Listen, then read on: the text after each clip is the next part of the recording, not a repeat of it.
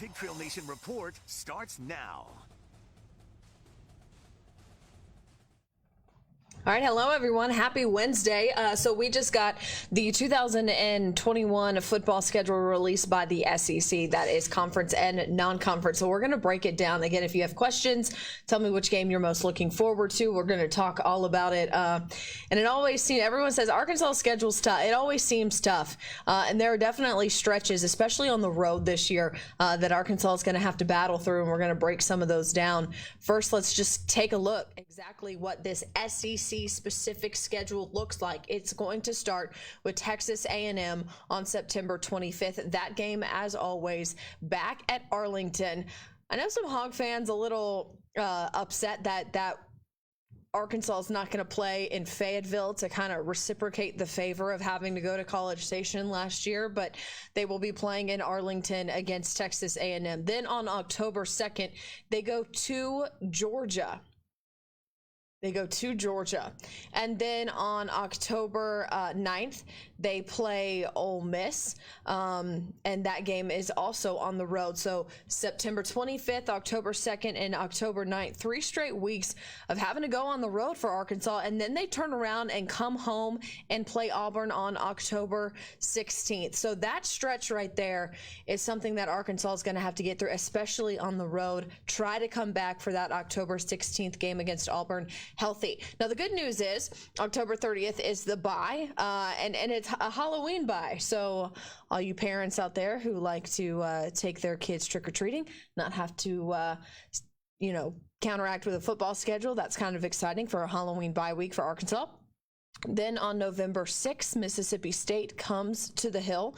November 13th, this is that stretch again. You go to LSU, and then you go to Alabama on November 20th. And then on November 27th, as always, you end the season with Missouri. That game scheduled this year to be played at War Memorial Stadium. Checking your comments now as you guys kind of look over this. I see three home games. And that's, what kind of jumps out at you because Texas A&M is on the road, and because technically it's a home game against Missouri, but that game gets played in Little Rock, you're absolutely right. They're just in Razorback Stadium for SEC games against Auburn and against Mississippi State, and that's going to be interesting to see how Arkansas fares. That's a lot of travel for this football team week after week. And so let's kind of look exactly at what the non-conference looks like. They're going to start with Rice right off the top. So September 4th, they will host Rice. We knew that was already going to happen as just one of those like down the road non-conference opponents that were scheduled. Then they're going to host Texas, and I know a lot of Hog fans really excited for Texas to come to town. The Longhorns, of course, coming off a pretty good season, but now have a new head coach in Steve Sarkisian. So we'll see what the Longhorns look like this year, and it's always fun to have Texas at Arkansas. Brings back a lot of memories, especially for the older Razorback fans when you guys remember what all of that was about. Georgia Southern, that is a home game as well as your third non-conference opponent. And then you have UAPB, and that is going to be on October 23rd. So that is how it all breaks out. You have those 4 games at home. So if you want to go, let's refer back to that SEC schedule that I had. You can kind of fill in the blanks where in between Auburn home and your bye week, you've got your non-conference game against UAPB, and then you go on a bye, and then you have your other 3 non-cons right there before you start conference play against Texas A&M. How are we feeling? What do you guys think? Tell me what you think. Of course, Ryan says, stop playing at Jerry World, and I think that's something that, especially Hunter Yurachek and the SEC, and Ross Bjork down at Texas A&M will. Once that contract is up, they'll kind of revisit that as well. What happened to the UAPB game? It is October 23rd, if you missed that. So that game is going to be on October 23rd. What you're looking at right now is just conference games. What else? How are you guys feeling over here? So So just looking at this, is it too early to give any season predictions? We'll see how you guys feel about it.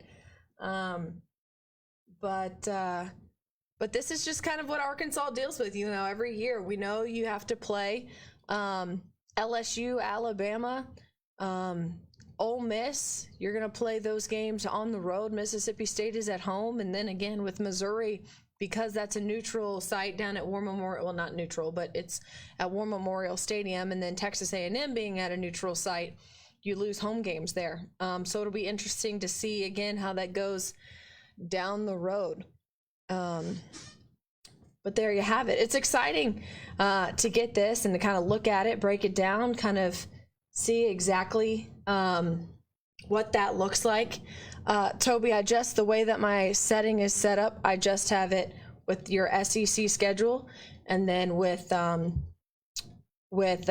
non-conference, but I can go one by one more time. It'll start with Rice, hosting Rice, then you're going to host Texas, then you're going to host Georgia Southern. Then week 4 on September 25th, you jump into Texas A&M, at Georgia, at Ole Miss. Auburn comes to Arkansas. October 23rd, you play UAPB. October 30th is your bye. Then you host Mississippi State.